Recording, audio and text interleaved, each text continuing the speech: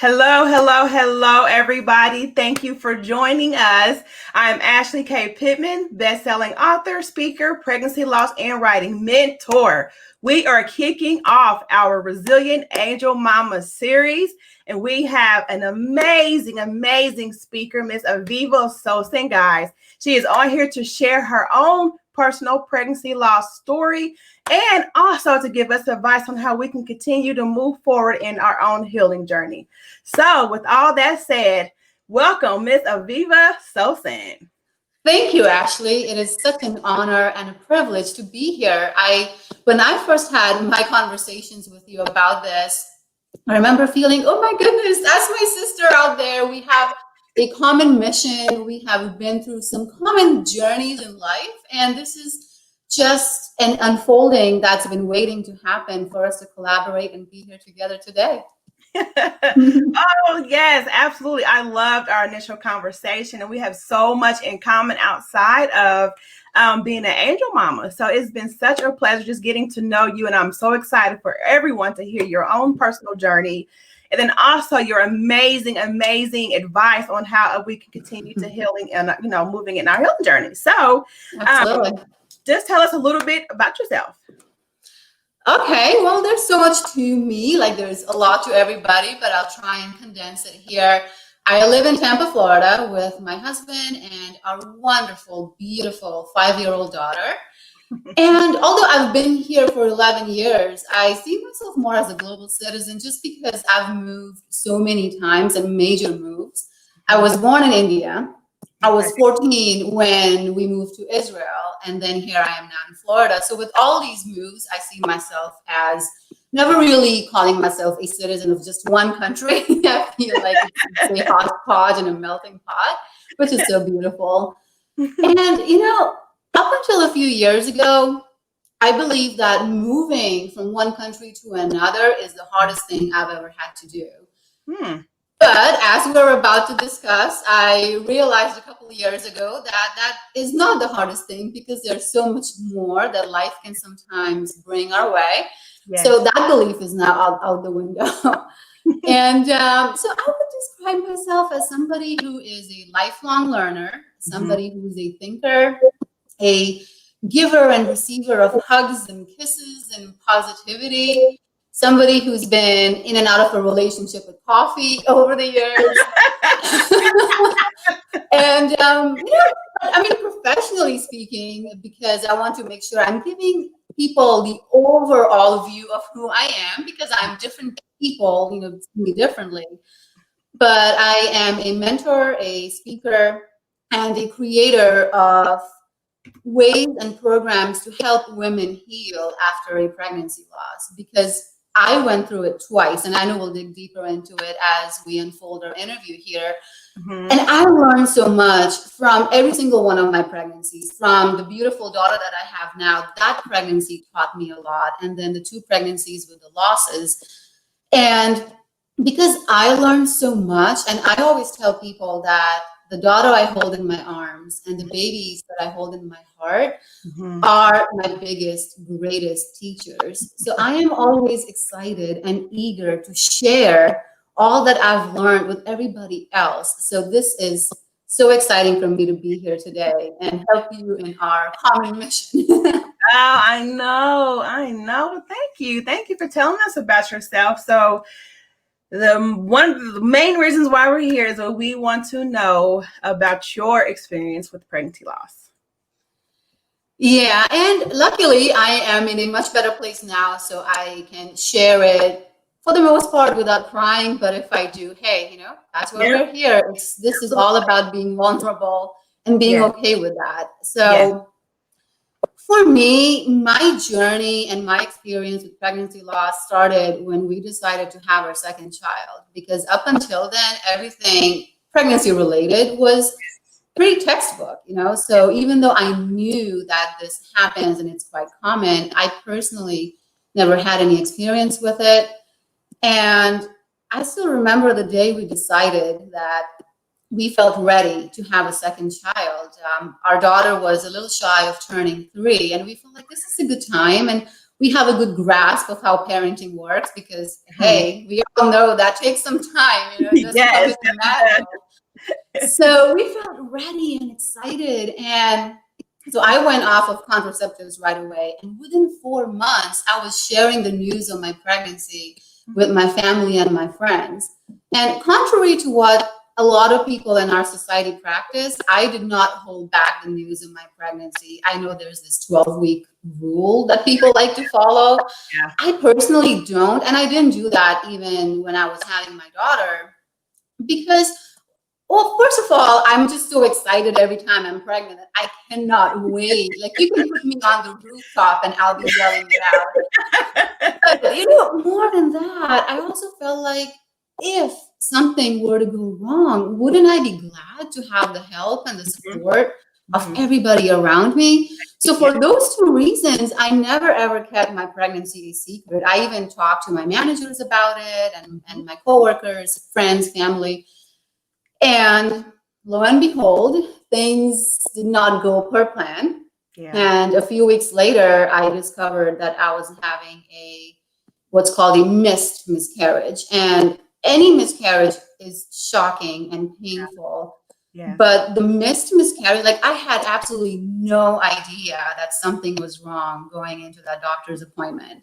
So the pain and the shock of it all, it was just beyond words. It was gut-wrenching and it was soul-crushing. And I was numb, but at the same time soaking everything in. Like, I can't even really describe what went through my head. And of course, I had those that are really close to me: my husband, my mom, my parents-in-law, a couple of my really close friends. Everybody tried to do everything they could to help cheer me up, to help me feel better. And a lot of the advice that I got was related to just give it a little bit of time, things will get better. And to be honest, even though everybody means well and their words are well intended, if they don't have an experience with this kind of a loss, they honestly are not sure what to say. So now looking back, I can imagine how difficult it must have been for them. But at the time, I found myself trying to shy away from people because even though their comments were well intended, I wasn't in a place of receiving it and how it was intended because I was just so raw and vulnerable inside out. And I found myself faking being okay during the daytime. And then when it was nighttime, it was just bad. I got to a point where I was contemplating unspeakable things just to get out of that misery. Yeah. And I am sharing that very intentionally today, some of my darkest moments, because I want everybody to know that no matter how bad it gets, there is always a better way out. So do not go down that path that I almost went down. And I'm glad I didn't. I mean, here I am talking to everybody today and talking to you, Ashley. So those were some of my darkest moments. And thankfully, I had this moment of awakening where I just felt like, no, enough is enough. I am no longer waiting for time to heal me. I have to be active in my own healing. And I got obsessive with trying to figure out how to get myself out of that. And I got to a much better place. It took some time. It didn't happen overnight. And fortunately, I realized that I was getting that zest for life back. And the real one this time, not the fake one that I had earlier on. And I felt, okay, things are getting better. We felt ready to start trying to conceive again. And we conceived again. I felt like, okay, everything's going to be fine now. And with each doctor's appointment and each ultrasound, things were more and more reassuring. But yet again, I got to my 12-week appointment this time and I heard those dreaded words: I'm sorry, there's no heartbeat. And I just felt like, oh, you gotta be kidding me. I mean, to have this happen once for a reason that nobody can provide, who knows why it happened other than, oh, statistically it happens. But to have that happen twice, it was just beyond devastating. But the difference this time was I knew which tools and strategies and techniques that helped me get myself out of that loss of my own identity and that depression. So I was quick to implement all of that the second time before things got really out of control. And I always tell people that the growth that I went through, and now as a result of that, I have a better understanding of what I'm capable of what I can do for myself, my family, and everybody else. And all that I do for my clients, these are all legacies of my unborn babies. These are legacies of my experience with pregnancy losses. Yes, absolutely. Oh, wow, Viva. Wow. I can resonate with you on so many different levels of your journey. I remember, I'm going to say it was the second pregnancy that I had after the twins. It was 8 months later, actually. And I think that it had started off, my doctor was concerned that the baby seemed to be measuring small. And I was like, okay, it's early because it was really early. And I'm like, she was like, well, some time. But she said my progesterone levels were low. And she was like, well, sometimes that can possibly mean a miscarriage is coming. So I'm like, well, no, we just went through this. Like, no. So we did progesterone suppositories. Okay. So that's progesterone suppositories. And I followed up with her in maybe a week and a half or so. And there was still a heartbeat. The baby was still, seemed to be growing, but not to where the baby, should be at the time. So she said, follow back in a week. And that's what I did. But I remember going to the restroom. Excuse me if this is too much information, but we were talking about pregnancy loss, and it's not a, rainbow sunshine topic. Being honest, I remember seeing a spot of like a small, I'm gonna say, I don't know, but anyways, I had an indication that something possibly could be wrong. And so I went immediately to the doctor, and I was not expecting nothing to, be majorly wrong. Like, put your feet up type of deal. No. I went in the ultrasound room, and she checked, and this look that she gave me, it was like, I'm sorry. And then she cut the ultrasound machine off, and she said, there's no heartbeat. Wow. And so she turned it back on, and she showed me how the fetus was just laying there, like it was what? No. And so they put me into this room, Aviva, I will never forget. And it was like everything was dim, no windows, no nothing.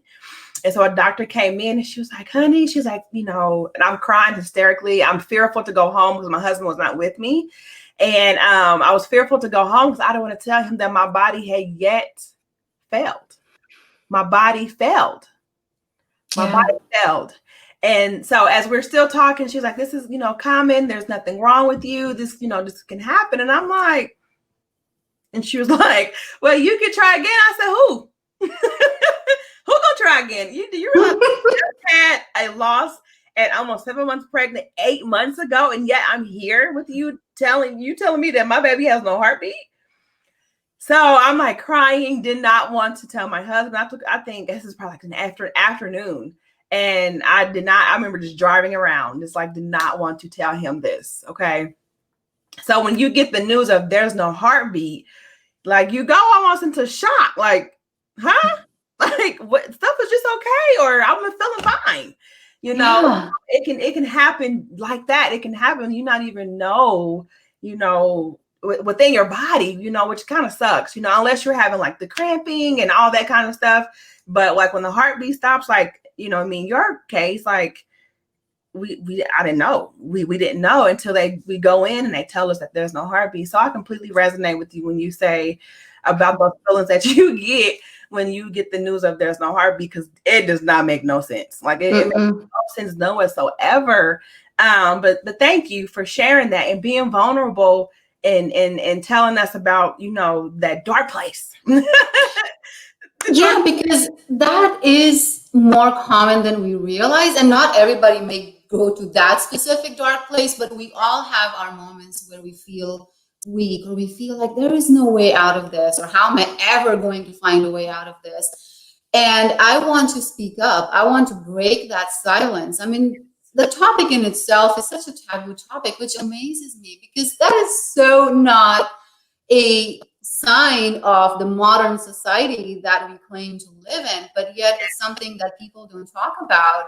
Yes. I always share this analogy, and it actually used to anger me, but now I laugh at it, because when people come back from a dental appointment, they are with no hesitation sharing things like, oh, my dentist said I need a root canal and I have a cavity. And I go, those are things you do have control over if you just brush your teeth and floss the way you're supposed to. But a pregnancy loss is something we do not have any control over. There is no reason for us to feel ashamed or guilty, although I know we do. That's a part of the response we have, and I was there. But yet, we don't share something that we have no control over. It's just, it's amazing. Yes, absolutely. It is so true. It's something that, you know, a lot, we don't talk about the pregnancy loss. We don't talk about the emotions that come with it. And then even like, you know, how it affects or can affect their relationship. You know, Yeah. that is not something we talk about. And I want to make that a point real fast about, you know, how when we go through trauma like that, and like what it can look like in a marriage, what it can look like in the relationship, and how some people it can actually bring together and make them stronger, you know. But some other people it can break you, separate you, because you're grieving different, and you might not understand why, or you know, the other person, you know, you might feel like you should be grieving the same, you know. But everybody's different, and men and women are definitely different. So I just wanted to bring that to light as well, that, you know, men and women do grieve different, but then we also need to continue to speak about or communicating within our relationships, you know, after loss. Absolutely. Well, grief is a complex thing to begin with. And when you're looking at just one person and how he or she is dealing with it in their own complex, complicated, convoluted way, it becomes that much more complex when you now bring two people who have different ways of coping and accepting, or maybe there's some denial. There are all kinds of things. And I know I can share my story and my perspective, because even I went through that experience of the impact of the loss on all of my relationships. But unfortunately, the relationship with the ones we're closest to are the same relationships that take the biggest hit. And I know that there was a strain on my marriage, and in different ways. In the beginning, it was just that strain because we were grieving in our own separate ways, and communication is not always easy because you are still wrapping your head and your arms around what happened. So you don't even know what to think. You don't know what to say. And then as time goes on, because every person processes it differently, you may find that you are going at one speed and your spouse is moving at a different speed. And that can add to that strain, because then you feel that adversity of, hold on, this was our baby. How come I am still sad and you're not? And it has an impact on our intimate relationship as well. I mean, kudos to you. You started the whole topic of, hey, this is not a topic that's rainbows and unicorns. So I'll add to that. And especially when it comes to our relationship in the bedroom, it has that strain shows up because you are not wanting to be intimate. You're not in that mental space. You're not. Absolutely. And I know for me, once a few months later, at least physically, the doctor said you're healed. Emotional healing is a whole different story. But when they gave me and gave us the green light to try and conceive again, if we wanted to and if we felt ready, I was ready to go. I'm like, I want a mission. This baby's happening. And my husband wasn't ready, not because he didn't want another child, but because he felt like, whoa, pump the brakes. Really? You didn't want me these past how many ever months. And now you want me, but you actually want the baby. So it's an insult. And I didn't see it at the time. So we would argue and we would fight. Now, in hindsight, I totally get where he was coming from. And I can't even believe I did that, to be so insensitive towards his needs and what I was causing him to perceive the situation as, like, in terms of, well, this is an insult. Yeah. But to be honest, yes, I had a part in that because we were in different spaces mentally. Mm-hmm. So, and that's just one little snippet Yeah. of the impact a pregnancy loss can have on marriages or relationships. I know I felt a bit of a strain on my relationship with my mom, who is my closest, dearest friend, and she always has been. Yeah. But I found myself ignoring phone calls from her because Mm-hmm. in her attempt to say things to support me and encourage me, Yes. but because she hasn't gone through anything like this, lucky for her, Yes, she right. would say things like, why do you have to keep trying? Like, you have the one daughter. Can that be okay? Can that be enough? Or and I can, again, now I can see why she said that, because Yes. as a mother, it was hard for her to see me going through that pain. So she Yes. wanted to stop that pain.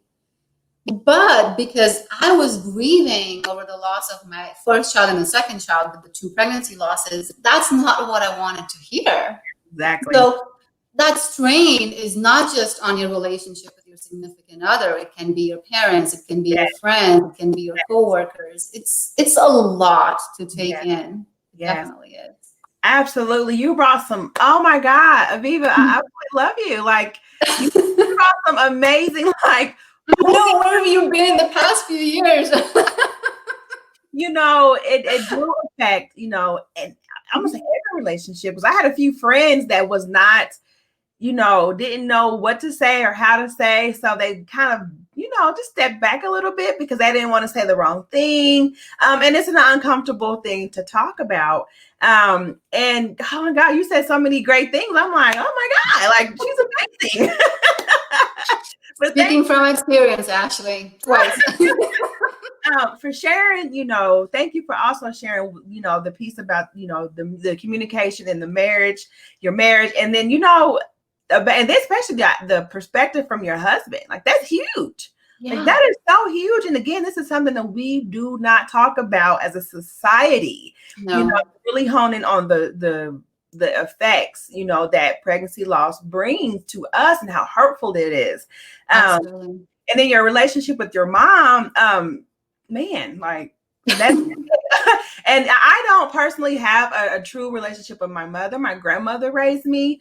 But even then, she hadn't experienced something like that. So it was, I kind of, once I did not get the feedback or like the support that I think I might have needed, I might have been closed in myself. I kind of, I kind of probably did the same thing, but I do want to ask you a question though. So if going through this and that, we family members and friends and always know what to say to help, what do you think could possibly have been done more from, your friends and family that might have helped?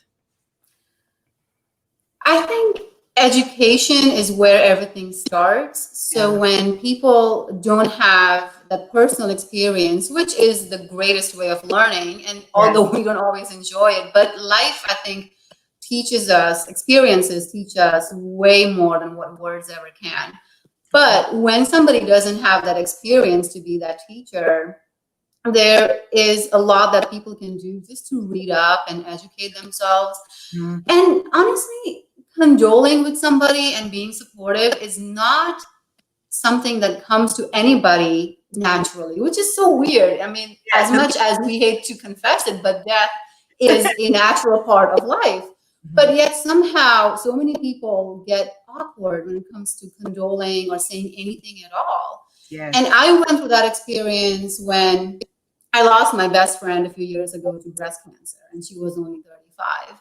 Then I lost my dad a couple of years ago, and people didn't know what to say and how to be there for me. And then if those situations can put people in an awkward spot, even though that's something that people run into more and people talk about it a little more openly, when miscarriages or pregnancy losses are not talked about openly, that awkwardness increases tenfold.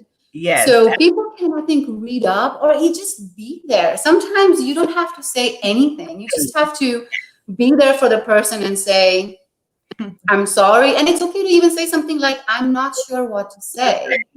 That is perfectly acceptable. A hug, a little rub on the back, Yes. just little gestures can mean so much.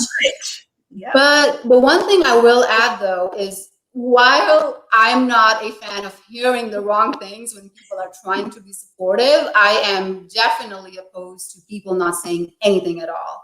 That is worse. And that is unfortunately the path a lot of people choose. They prefer to be silent. They prefer to find an exit strategy as quickly as they can. I kid you not, I was in meetings at work when things would come up and they would say, oh, well, can we continue this conversation next week?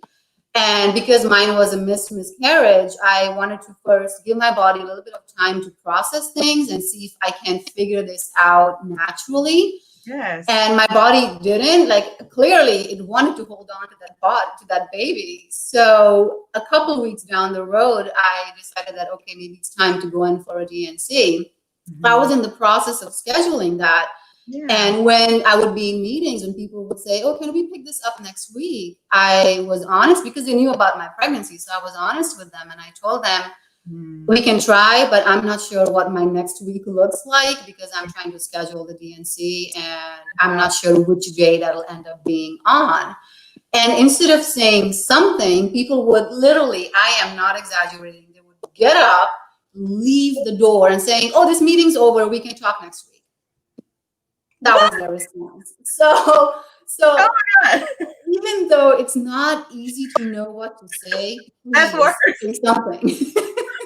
God. But people don't bring it up thinking like, oh, if I bring it up, what if she starts crying? That'll make me feel awkward. Yes. I'm like, people, it's not about you. I'm sorry. Right now, it's about that mother or the father who's grieving. Yes. My second DNC, I drove myself to the hospital and I was not in the best state of mind, but I did because my husband's boss was not very supportive and he was a stickler about, oh, how much time off do you have? How much time do you need? You need the whole day? What about a work volume? Okay, you gotta be kidding me. A little perspective here. Oh my God. Like, really? Oh, goodness. Yes, story. I did not make any of that up. I don't think you could, even if you wanted to, because that's so heartless. Like, it's so heartless and it's like not insensitive. Like, people really are like that. People really are like that, but that's why we got to continue to spread the awareness to let people know, you know, the impact that it does have on women, on families, on marriages. Because it is like, it really does affect us. Like, it really do affect our community as a whole, not just, oh, you know, you got pregnant, you had a miscarriage, that's it. No, it affects everything. And people describe it as, oh, it's just a very heavy period. I'm like, you do not know anything. And even doctors describe it like that. I'm like, hold on a second. You are an OBGYN, right? I mean, let me just check the facts over here. And you know, it's funny because like my first book, the first book that I did last year, where I tell my full story in the whole, and I was doing a book launch with a community or hospital organization here at the time. And I had a high-risk doctor come to my signing table. And she said, keep doing what you're doing because we don't talk about this. This is a high-risk doctor. And I'm like, OBGYN high-risk doctor. And I'm like, oh my God. Like that was such a moment for me because this is a whole high-risk doctor who is telling me to keep going, to keep spreading this awareness because even they know that this is not talked about. They talk about, you know, the pregnancy, you know, the whole, the good stuff, you know, very rarely do we talk about the women that has miscarriages or the women that don't get to make it to full term or women that have a stillbirth pregnancy, just Yeah. 9 months, and then Or there's infant loss and there's fertility struggles to even get pregnant. There's just so much. And nobody grows up thinking, oh, this is going to be a part of my life, right? Like we all grow up thinking, I'll get married at this age and I'll have my first child at this age. Like we literally can map out our lives in an Excel spreadsheet. Yes. But that's not how life goes. And we learned that. But nobody tells us that. No.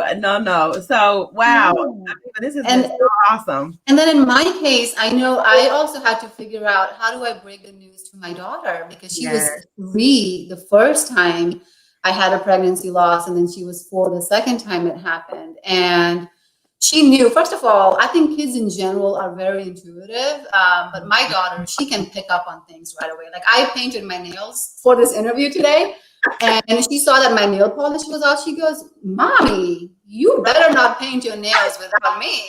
So when she comes home from school, I'm in trouble. But she picks up on everything. So she already, first of all, she knew I was pregnant, especially the second time, because I made it to 12 weeks. That is when everybody says, oh, this is the sweet spot. And you can start telling people. Yes. And even if she wouldn't have known, honestly, we would have figured out a way to say something to her. Of course, in a very kiddie version, like we don't want to overwhelm her.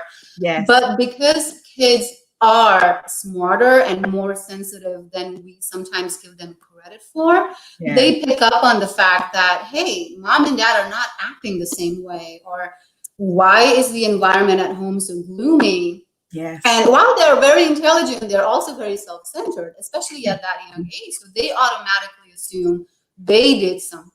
Yes. And that's what's causing the mom and the dad to be in a bad mood, quote unquote. Yes. We don't want that. We don't want kids to feel that they are in the wrong and that they have something that they need to feel badly about. So even if my daughter wouldn't have known about the pregnancy in the first place and then the loss thereafter, we would have figured out a way to say something just to make her feel that this has nothing to do with her. And if anything, she is the source of our courage and strength and that beacon of light that honestly kept me moving forward. I kept thinking about her, especially in those dark moments that I talked about earlier. I kept thinking about what kind of a role model do I want to be for her? And if I give in to adversity now or at any point in time in my life, that in an unspoken way would be me giving her permission to do that if she ever finds a challenging situation. And I do not want to do that. Our kids learn by watching and observing, not by what we tell them to do or not to do. You said it. That's perfect. It's very important too, as well, about, speaking about, after we have the situation come up and then we have children and have to explain that. And I did not. Most of my losses, either my kids were really small, like maybe 2-ish. Yeah, that's young. Yeah, and then we didn't even have when we lost the twins, we didn't have any children, so we didn't have to go. That didn't affect us in that way. But I'm glad you also brought that to light for other families that get pregnant and have a loss, and they have other children, and that's again something that we need to talk about and how to handle that, or know how to, or have an idea how to handle that. So thank you for sharing that as well. We have a lot of virtual coffee chats coming up, Ashley. Aviva, this has been absolutely amazing. I told you you're going to have some amazing insight, and I am so glad that she was the first one to help us kick off the Resilient Angel Mama series, guys. We are all about positioning your story to inspire others along the way with your healing journey. And she did an amazing job. Aviva, you did great. You did phenomenal. Thank you so much. Thank you. Is there anything else that you want to tell our audience? Some things you have that you're doing, where to visit you, how can we connect? Absolutely. So as far as where to connect with me, I will say that there are different ways, of course, especially in today's world where everything's getting smaller and tighter. Yeah. But typically the easiest way to get in touch with me or just read more about my story is to go to my website, which is avivasolson.org. That's AVIVASOLSON.org. And specifically, there are some blog posts that I've written over the course of the last few months where at the end of every blog post, I try to share a little nugget of wisdom, a little tidbit. So a lot of women find that very helpful, just so they can have something that they can start implementing and applying right away. Mm-hmm. So that's a great place to get in touch with me, to learn more about me, and find more hope and inspiration. And when you're on my website, I also offer, especially because this mission means so much to me, I'm offering a complimentary heart-to-heart conversation. It's a breakthrough session where not only will we get to know each other more, but we'll also talk about where you are in your specific journey towards healing. What does healing look like to you? Because every person's different. And you will walk away with so much clarity on your emotional state, your mental state, physical, spiritual state, because I know that can be overwhelming. So in that 60-minute conversation, my single purpose is to give you some clarity, because it all starts with clarity. And once you have that, it'll be so much easier for you to have a roadmap of where you are and where you want to be, and what's the GPS that you're going to use in order to get there, and those milestones, and celebrating those wins along the way. So that's the easiest way to connect with me, is avivasolson.org. And as we wrap this up, I just want to leave all of you with just two key messages, because if you don't remember anything else from this interview, please remember these two things. One is, life will knock us down sometimes. That's just the way it is. Nobody wants it, nobody likes it, and we are not always prepared for it, but it happens. The game is not just about getting up and not giving up. That in itself is a big part of the win. Yes. But as much as possible, try and get up as quickly as you can. Try and not remain in that state of being down for any longer than you have to. Grief, like I said, it's complex, so you should absolutely honor it. I'm not here to rush anybody through that. Yes. But at the same time, try and be more active and more involved in your own healing, because you are your biggest advocate. And when that happens, as you rise up, try to be a better version of yourself in comparison to who you were when you went down. So that's one takeaway. And the second thing I want to leave you with is, please find a sense of community, a tribe that you can lean on. It can be one person, it can be a million people, but just a place where you can actually share openly and vulnerably, because that's what community is all about. I lean on you, you lean on me, we don't keep score. That's community. Absolutely. And that is what nature has planned for us. Did you know that in nature, when a female elephant is sick or wounded, all the other female elephants make a circle around her. They protect her, they nurture her for as long as it takes until she is ready to stand up on her own. That is how nature intended this to be. I don't know where in evolution human beings decided that it's better to suffer in isolation. Yes. But that goes against nature. So please do not grieve alone. You have a lot of people who would love to help and support you. Do not do this alone. Oh, wow. Did you plan all this? I came here trying to serve at the highest level possible. So I was thinking about, what else can I add? What else can I do? Because I am all about giving. Yeah, and I'm such a giver. I am a giver. Oh, that is just me. Sometimes it can, I don't know. Sometimes I feel like it can hurt me sometimes, but that's just me. And I say that we have so connected in so many ways, Aviva, and I'm so honored that you're here and sharing with us. Amazing points, guys. Please connect with her. Follow her. She has a beautiful spirit, guys. And like she said, she's a giver because she just gave so much on this interview. She is such a giver, guys. And now when you speak to her, you will love her. You will absolutely love her. Her voice is so calming, for one. for one.